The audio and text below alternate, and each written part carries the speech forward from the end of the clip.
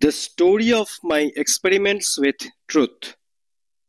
মোহনদাস করমচাঁদ গান্ধী ওরফে মহাত্মা গান্ধীর আত্মজীবনী, আত্মকথা অথবা সত্যের প্রয়োগ, পর্ব ৮।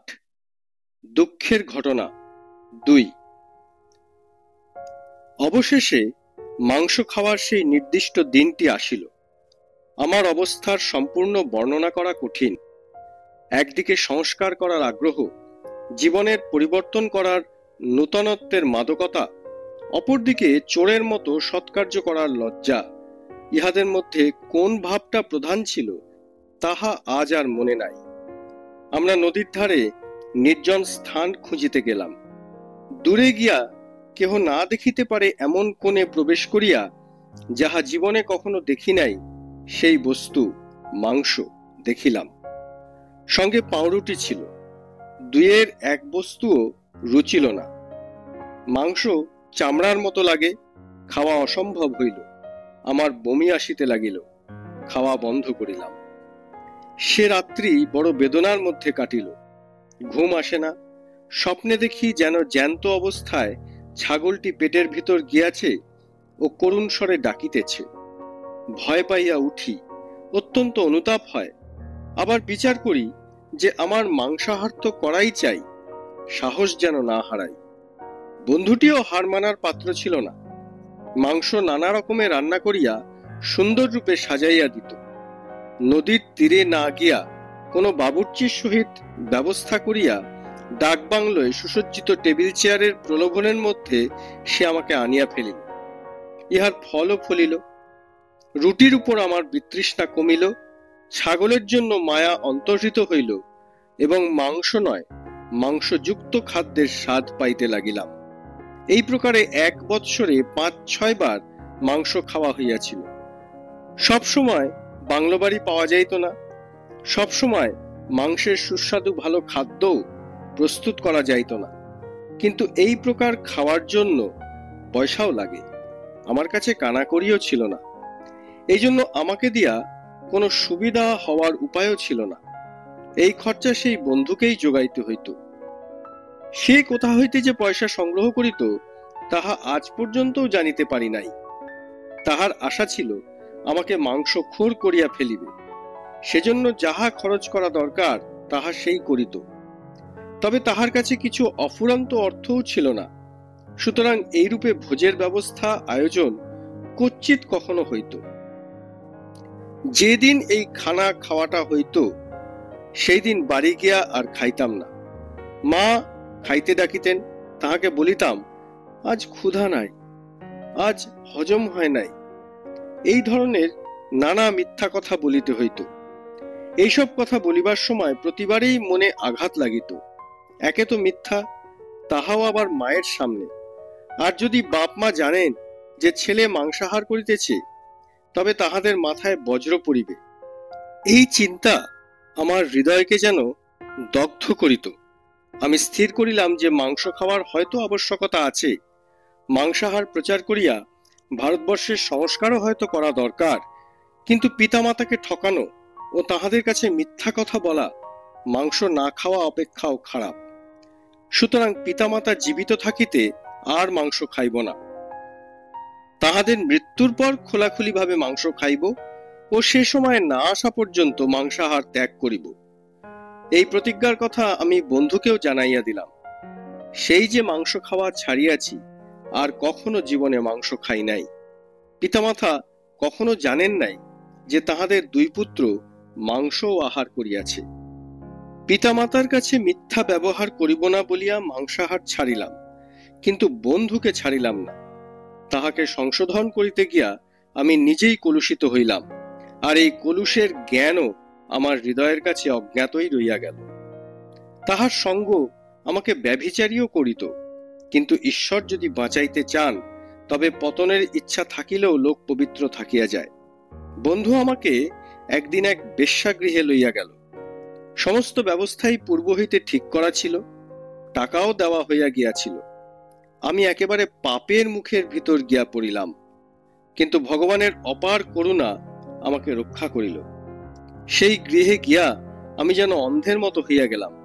আমার কথা বলার শক্তিও ছিল না। লজ্জায় স্তব্ধ হইয়া সেই স্ত্রীলোকের পাশে খাটিয়ায় বসিয়াছিলাম। স্ত্রীলোকটি ক্রুদ্ধ হইয়া প্রথমে আমাকে 2-4 কথা শুনাইল, তারপর আমাকে দরজা দিয়া বাহির করিয়া দিল। তখন আমার পুরুষত্ব লাঞ্ছিত হইল বলিয়া মনে হইয়াছিল। পৃথিবী দ্বিধা হোক, আমি তাহাতে প্রবেশ করি, লজ্জায় এমনি মনে হইতেছিল। কিন্তু আজ সেদিনকার উদ্ধার ঈশ্বরের অপার কৃপা বলিয়া মনে করিতেছি। এই ধরনের ঘটনা আমার জীবনে আরো 2-4 বার ঘটিয়াছে, তাহাতেও বিনা চেষ্টায়, কেবল ঘটনার যোগাযোগবশত আমি বাঁচিয়া গিয়াছি। কিন্তু বিশুদ্ধ দৃষ্টিতে তো আর এই ঘটনায় আমি পতিত হইয়াছি বলিয়াই গণ্য করিতে হইবে।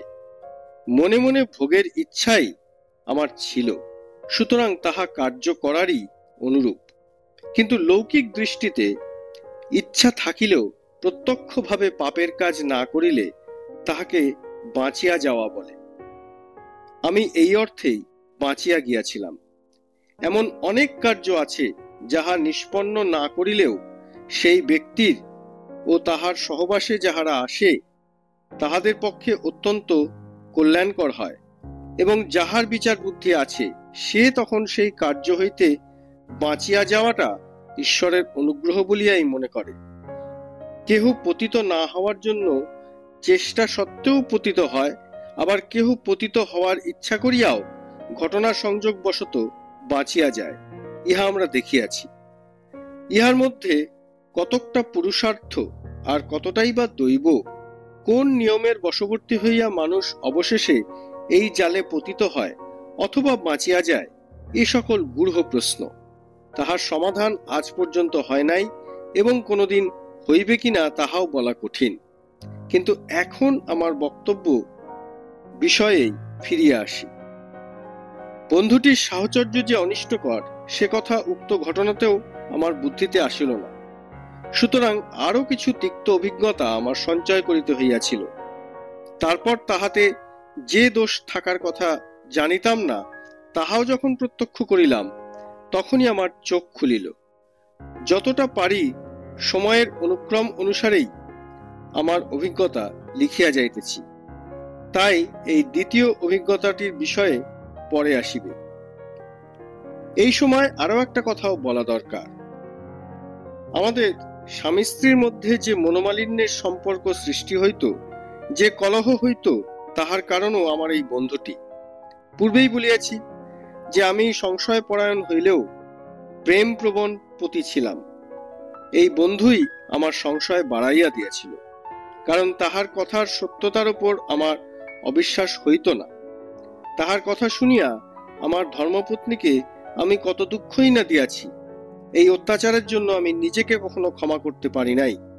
হিন্দু স্ত্রীরা এই লাঞ্ছনা সহ্য করে, সেই জন্যই আমি সর্বদা স্ত্রীদিগকে এই সহনশীলতার প্রতিমূর্তি রূপে কল্পনা করিয়া থাকি। চাকরের উপর যদি মিথ্যা সন্দেহ হয় তবে চাকর চাকরি ছাড়িয়া যেতে পারে। যদি পুত্রের উপর সন্দেহ বেড়ে যায় তবে পুত্র পিতার সঙ্গে ঘর করা ছাড়িয়া দেয়। মিত্রে মিত্রে সন্দেহ হইলে মিত্রতা ভাঙিয়া যায়। স্ত্রী যদি স্বামীর উপর সন্দেহ করে তবে চুপ করিয়া বসিয়া থাকে, আর স্বামীর যদি স্ত্রীর উপর সন্দেহ হয় তবে স্ত্রী বেচারির দুর্ভোগের অন্তই থাকে না। সে যায় কোথায়? হিন্দু সমাজে যেসব সম্প্রদায় উচ্চ বলিয়া গণ্য, সেই সব সম্প্রদায়ের রমণীরা আদালতে গিয়া বিবাহের বন্ধন কাটাইতে পারে না। তাহাদের জন্য এমনি একদেশদর্শী বিচার ব্যবস্থা রহিয়াছে। এই ভ্রান্ত বিচারের বলে আমি আমার স্ত্রীকে যে দুঃখ দিয়াছি তাহা কখনো বিস্মৃত হইতে পারিব না। অহিংসা সম্বন্ধে সূক্ষ্ম জ্ঞান লাভের পর আমার এই সন্দেহ দূর হয়। অর্থাৎ যখন আমি ব্রহ্মচর্যের মহিমা বুঝিলাম, যখন বুঝিলাম পত্নী পতির দাসী নহে, সহচারিণী, সহধর্মিণী, তখনই বুঝিলাম যে পতিপত্নী একে অন্যের সুখ দুঃখের ভাগী এবং পরস্পর স্বাধীন বলিয়া অগ্রাহ্য করার অধিকার পতির যেমন আছে, পত্নীরও তেমনি আছে। ওই সময়ের দাম্পত্য জীবনের কথা যখন স্মরণ করি তখন আমার মূর্খতা ও কামনাসক্ত নিষ্ঠুরতার জন্য নিজেরই উপর ক্রোধ হয় এবং বন্ধুটির উপর মোহের জন্য নিজের উপর দয়া উপস্থিত হয়।